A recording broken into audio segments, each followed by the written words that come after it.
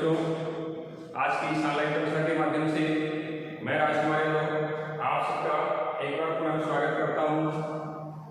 आज के इस ऑनलाइन पठन पाठन के क्रम में हम सब आरोह भाग 2 में संकलित महादेवी वर्मा जी के द्वारा रेखा चित्र विधा की रचना जिसका शीर्षक भक्ति, आज हम सब भक्ति भाग 4 के रूप में अपने इस ऑनलाइन वीडियो के माध्यम से पठन और पाठन का क्रम जारी रखेंगे। आते हैं हम लोग अपने शीर्षक भक्ति भाग 4। आपको विदित हो कि इसके पूर्व हम लोगों ने भक्ति शीर्षक का 3 भाग अध्ययन किया, पढ़ा, समझा कि भक्ति और महादेवी वर्मा इन दोनों के बीच में किस प्रकार का सेवक और स्वामी का संबंध था, आत्मीयता का संबंध, एक लगाव, एक चाहत, एक प्रेम, सेवक और स्वामी का किस प्रकार से अविनाभाव संबंध, अनन्य भक्त का संबंध, इन सब बिंदुओं पर हम सब ने अपने पिछले वीडियो में चर्चा की, अध्ययन किया। आज हम देखते हैं कि भक्ति भाग 4 के रूप में महादेवी वर्मा जी अपनी इस रचना में भक्ति के जीवन के अन्य पक्षों का, दूसरे पक्षों का किस प्रकार से उजागर करती हैं, देखते हैं।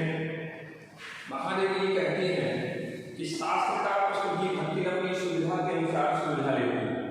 भक्ति अनपढ़ थी, पढ़ी लिखी नहीं थी, तो जो शास्त्र से संबंध रखने वाले ऐसे प्रश्न जब उसके समक्ष प्रस्तुत होते थे तो अपनी सुविधा के अनुसार, क्योंकि भक्ति पढ़ी लिखी नहीं थी, शास्त्रों का उसे अच्छी तरह से ज्ञान नहीं था, लेकिन अपनी सुविधा अनुसार उन जटिल प्रश्नों का भी वो निवारण कर ही देती थी। मुझे स्त्रियों का सिर झुकाना अच्छा नहीं लगता, अतः मैंने भक्ति को रोका। महादेवी जी कहती हैं कि भक्ति महादेवी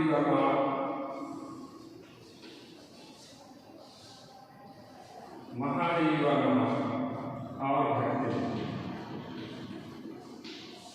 महादेवी कहती है कि स्त्रियों का किसी भी बिंदु पर, किसी भी तथ्य पर सिर घुटाना अच्छा नहीं लगता, अर्थात माथापच्ची करना, खोजबीन करना, तर्क वितर्क करना, ये सब बिल्कुल महादेवी वर्मा जी को बिल्कुल अच्छा नहीं लगता। इसलिए एक स्वामी होने के नाते, एक अभिभावक होने के नाते उन्होंने भक्ति को इन शास्त्र सम्मत बिंदुओं पर अपने सिर घुटाने से वो मना करती है। उसने उनके भाव से उत्तर दिया कि शास्त्र में लिखा, कुतूहलवश पूछी बैठी, क्या लिखा? कुतूहलवश, कौतूहल, कुतूहल का अर्थ है कौतूहल, कौतूहल अर्थात जिज्ञासा, जानने की इच्छा। तो जब उसने कुतूहलवश उत्तर दिया तो मैं कुतूहलवश में पूछी बैठी इस शास्त्र में क्या लिखा, क्योंकि बात पर भक्ति नहीं कहती, शास्त्रों में लिखा है, शास्त्रों में लिखा है। तुरंत उत्तर दिया, तीरथ गए उड़ाई से, कौन से शास्त्र का ये रहस्यमय सूत्र है, यह जान लेना मेरे लिए संभव ही नहीं था। अर्थात भक्ति ने उत्तर दिया अपनी देहाती भाषा में, अनपढ़ भाषा में, गवारी भाषा में कि तीरथ गए उड़ाई सिद्ध। तीरथ गया हुआ सिद्ध जो होते हैं, सिद्ध पुरुष, आपको बताते चले कि हिंदी साहित्य में एक सिद्ध साहित्य हुआ, सिद्ध साहित्य। तो सिद्ध साहित्य, नाथ साहित्य, रासो साहित्य, जैन साहित्य इत्यादि से विचार साहित्य आदि का अंतर्गत आए। तो यहाँ पर उसी का चर्चा है, तीरथ गए उड़ाई सिद्ध। कौन से शास्त्र का ये रहस्यमय सूत्र है, जान लेना मेरे लिए संभव नहीं था। अतः मैं हार मानकर मौन हो रही और भक्ति का चूड़ा कर मतलब उसकी बेड़ी को उठना, बालों को संवारना, बृहस्पतिवार को एक दरिद्र नापित के गंगा जल से धुले उसके द्वारा यथाविधि निष्पन्न होता था। बृहस्पतिवार का दिन मैंने चुना, एक दरिद्र नापित के गंगा जल से धुले हुए उसके द्वारा यथाविधि। आप व्याकरण में इस सवाल समझते रहे, यथाविधि, विधि के अनुसार,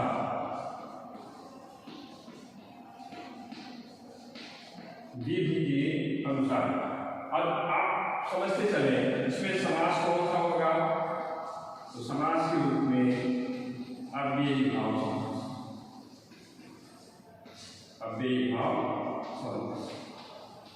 ये जब हम शिव सौंदर्य लिखते हैं किसी भी गद्यांश के अंतर्गत, शिव सौंदर्य के अंतर्गत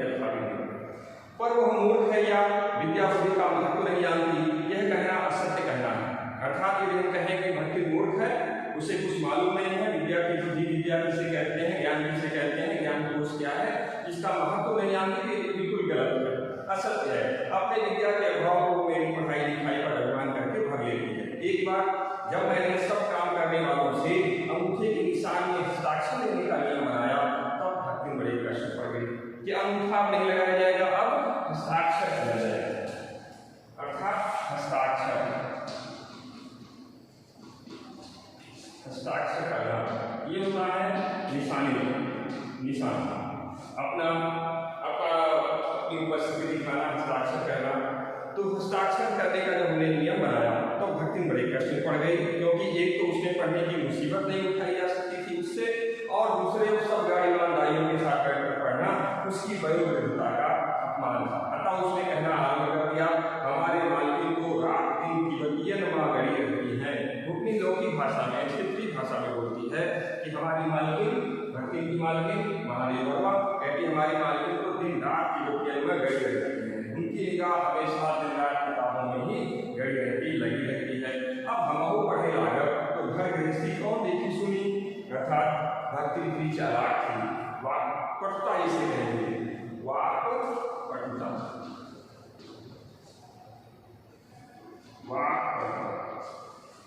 वाणी की चतुराई, भक्ति वाणी की चतुराई में दक्ष है कि वो किसी भी बिंदु पर अपनी हार स्वीकार नहीं करती। कहती है अगर हम भी पढ़ने लिखने लगेंगे तो जो घर गृहस्थी का कार्य है इसको कौन चलाएगा। हमारी मालकिन जो महादेव वर्मा जी है वो तो दिन रात किताबों में गड़ी रहती है। पढ़ाने वाले पढ़ने वाले दोनों पर इस तरह का ऐसा प्रभाव पड़ा कि महादेवी भक्ति इंस्पेक्टर के समान क्लास में घूम घूम कर किसी के आ ई की बनावट, किसी के हाथ की मंथरता तो उसकी चाल, किसी की बुद्धि की मंथरता पर टीका टिप्पणी करने का अधिकार है। अर्थात वो जो वयोवृद्ध महिलाएं महादेवी के घर में आकर पढ़ाई लिखाई का काम करती थी, उनके बीच में वो एक तरह से मॉनिटरिंग का काम करने लगी, एक तरह से देख का काम करने लगी। इसी से बिना पढ़े भी वो पढ़ने वालों की गुरु बन गए।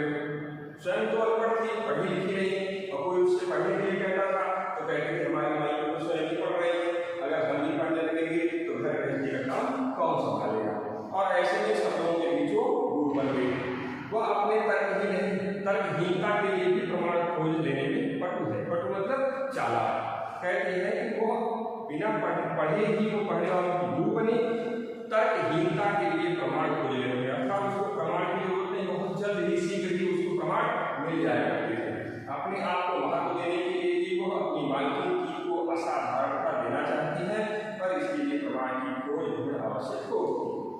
जब एक बार मैं उत्तर पुस्तकों और चित्रों को लेकर व्यस्त थी, महादेवी ने स्वयं लिखती है जब एक बार मैं कुछ उत्तर पुस्तकों को ली थी, चित्रों को ली थी, तब भक्ति सबसे पहले घूमी। वो विचरतो विचरियो तो रात दिन काम में झुकी रहती है, और तुम पचे घूमती फिरती हो। तुम पचे का मतलब हो गया तुम लोग, पचे यहाँ लोग से मतलब है लोग, अर्थात तुम लोग, तुम बचे, तुम लोग दिन रात घूमते फिरते हो। चलो तनिक हाथ बटाए लो, सब जानते थे ऐसे कामों में हाथ नहीं बटाया जा सकता। अब उन्होंने अपनी असमर्थता प्रकट कर भक्ति से पीछा छुड़ाया, भक्ति से पीछा छुड़ाया। बस इसी प्रमाण के आधार पर उसकी सब अतिशयोक्तियां अमर वेद से फैली गई। अतिशयोक्तियां, अतिशयोक्ति का प्रयोग है, अतिशयोक्ति बच्चों आपने देखा होगा अलंकार के संदर्भ में, जब अलंकार का पाठ आपने पढ़ा तो उसमें देखना कि किसी भी बात को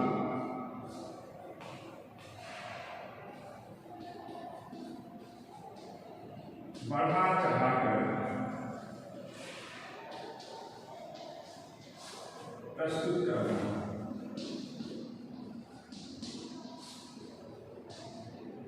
इसका मतलब होता है किसी ऐसे असाधारण जो संभव न हो, ऐसे असंभव वस्तु को इतना प्रस्तुत बढ़ा चढ़ा के प्रस्तुत कर देना अक्षरों के अलंकार के अंतर्गत आता है। तो अक्षरों अमर बेल से फैली लगी।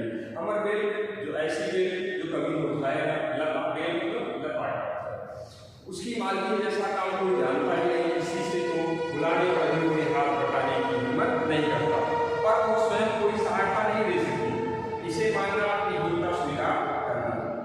इसी से वो द्वार पर बैठकर बार बार कुछ काम बताने का आग्रह करके कभी ऊपर पुस्तकों को बांधकर, कभी अधूरे चित्र को कोने में रखकर, कभी रंग की प्याली धोकर, कभी चटाई को आंगन में झाड़कर वो जैसे सहायक हो जाती। उससे भक्तिकार व्यक्तियों से भी बुद्धिमान होना प्रमाणित हो। अर्थात लगता था कि घर गृहस्थी काम में इसको बताने की जरूरत नहीं, कौन सा काम कब करना चाहिए, कौन सा काम करके आवश्यक है, कौन से काम की नितांत आवश्यकता है, इस काम को निपटा ही लिया जाए। तो ये भक्ति कोई ये बुद्धिमानी का प्रमाण है। वह जानती है कि दूसरे मेरा हाथ बटाने की कल्पना, हाथ बटाना अर्थात मदद करना, सहायता करना, सहायता के लिए प्रस्तुत होना, आगे बढ़ना, तब वो सहायता की इच्छा को क्रियात्मक रूप देती है। इसी से मेरी किसी पुस्तक के प्रकाशित होने पर उसके ऊपर प्रसन्नता की आभा, आभा मतलब होता है आभा, आभा का होता है चमक,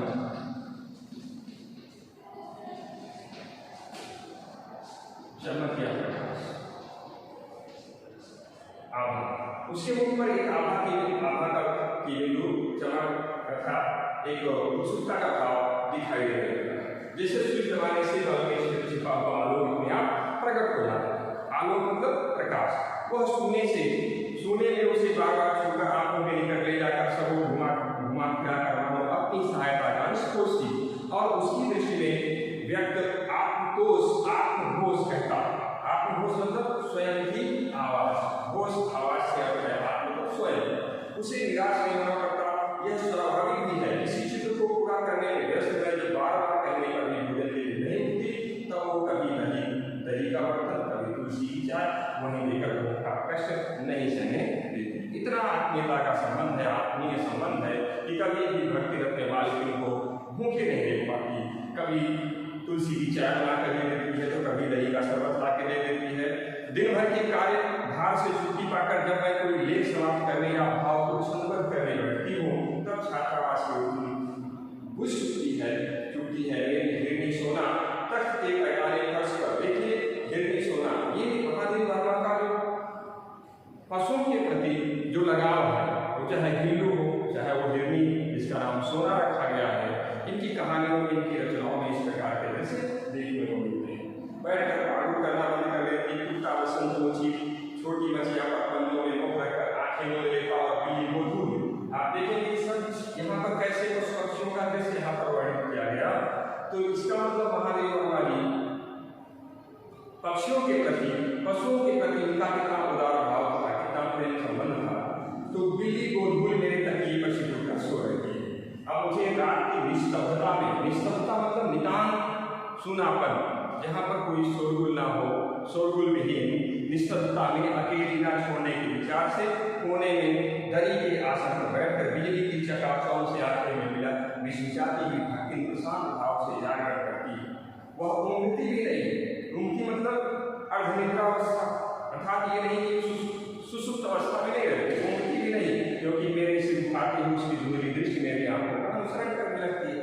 यदि मैं सिधारी रखे बैठती हूँ देखती हूँ, वो उठकर आपसे पुस्तक का रंग पूछती है कि क्या किसी पुस्तक की आवश्यकता है।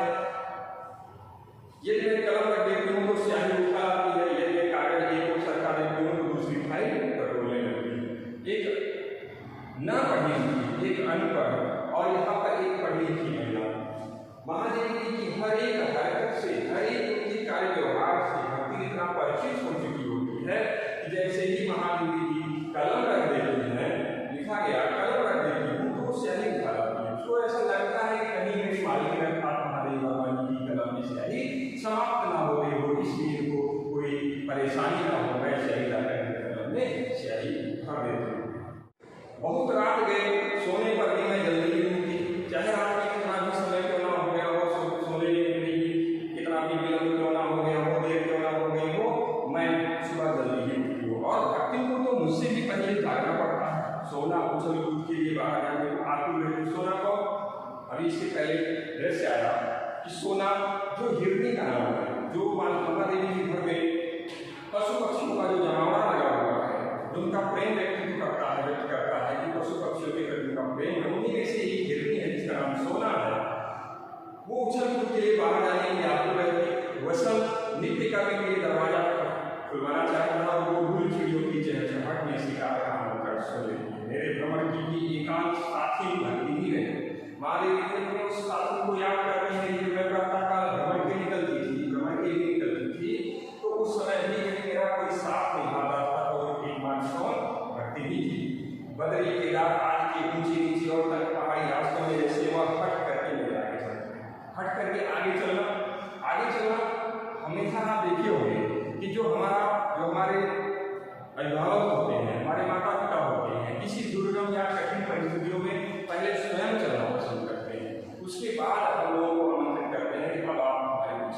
आगे, क्योंकि उनको ये एहसास हो जाता है कि आगे का रास्ता सुगम है या दुर्गम है, कठिनाई कैसी होगी, परिस्थितियां कैसी होगी, स्वयं पहले जानना चाहते हैं। तो यहाँ पर आप देखेंगे भक्ति आगे चलती है बद्रीनाथ केदारनाथ यात्रा के दौरान, जो दुर्गम पहाड़ी पर्वतीय प्रदेश के जो भी दुर्गम स्थान के या रास्ते थे उन पर भक्ति स्वयं पहले चलना पसंद करती है।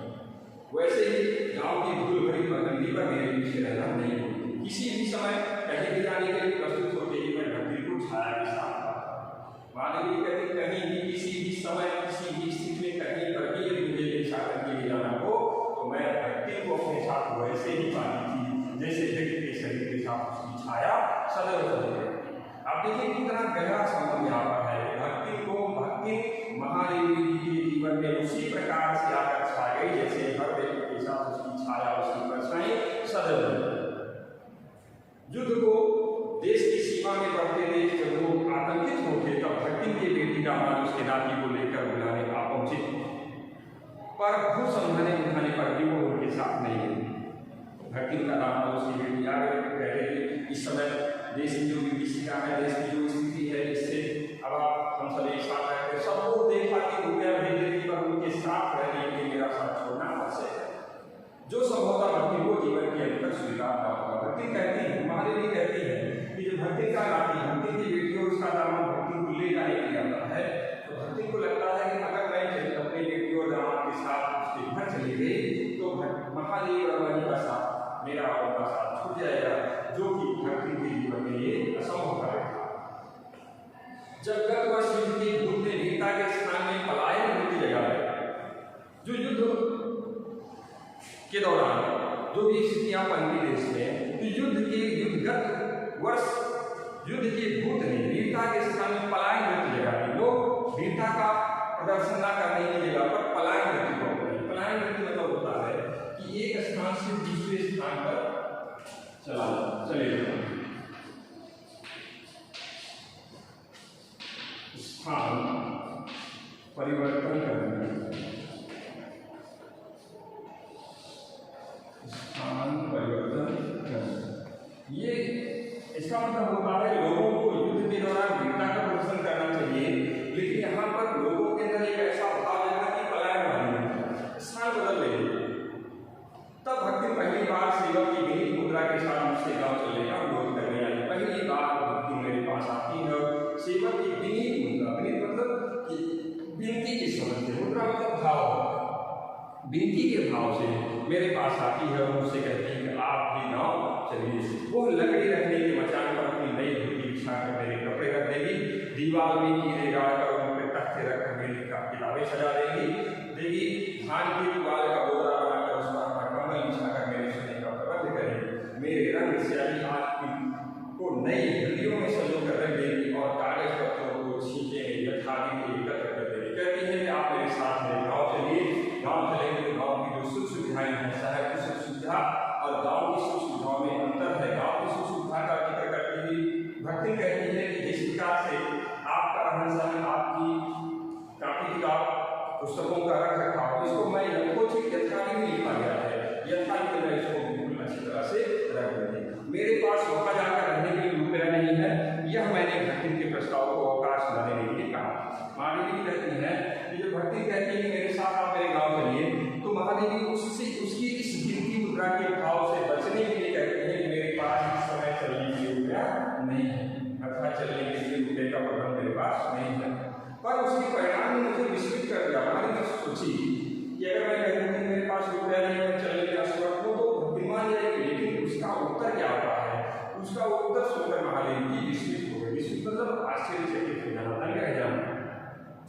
भक्ति ने परम रहस्य का उद्घाटन करने की मुद्रा बनाकर और कोपला मुंह मेरे कान के पास लाकर हौले हौले बताया। हौले हौले मतलब धीरे धीरे से, धीरे से बताती क्या है कि उनके पास 5 बीसी और 5 रुपया गड़ा रखा। गड़ा रखा मतलब ये नहीं कि उसको छुपा के रखा, डाल के रखा, कहीं का छिपा, ऐसा नहीं। गड़ा रखा मतलब बचा के रखा। इसी से वह सब प्रबंध कर लेगी, अर्थात आप चलने के लिए तैयार होइए, मेरे पास कुछ पैसे पहले कुछ पैसे संचित हैं, मैं उन पैसे का प्रबंध कर दूँगा। फिर लड़ाई तो कुछ अमरोती खाकर आई नहीं है, जब सब ठीक हो जाएगा तो फिर यही लौट आएंगे।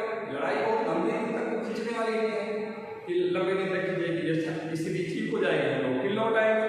भक्ति की कंजूसी के कारण कंजीभूत होते होते पर्वताकार हो गए। जो उसके भाव थे, जो भी विनीत मुद्रा में जो बोल रही थी, अब पूरी तरह से उसके पर्वताकार हो जाना अर्थात एक विकराल रूप धारण करने लगा। परंतु इस उदारता के डायनामाइट ने क्षण भर में उन्हें उड़ा दिया। इतने थोड़े रुपए का कोई बात नहीं, परंतु रुपए का अनुराग खाप हो चुका है कि मेरे लिए उसका परित्याग मेरे महत्व की सीमा तक पहुंचा देगा। भक्ति रुपए के मामले में बहुत कंजूस है, बहुत कंजूस है।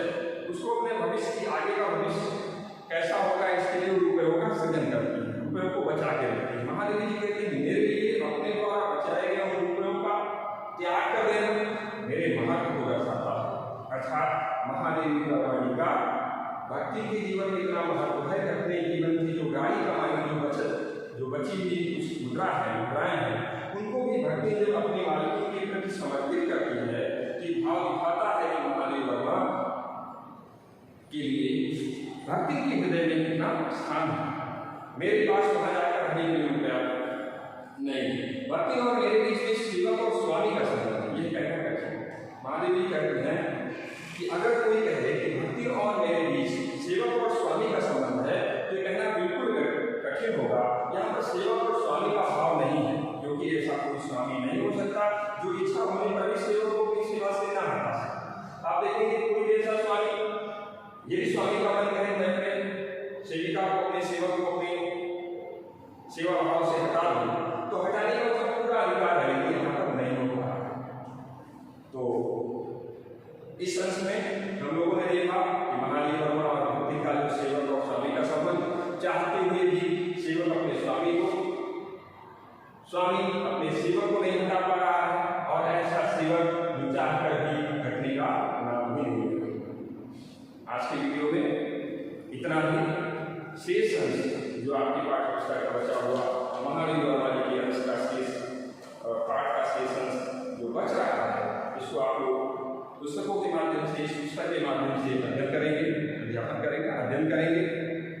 जो भी कठिन शब्द होगा उसका निवारण किया जाएगा और प्रश्न अभ्यास अगली वीडियो के माध्यम से आप तक पहुंचाने का प्रयास होगा।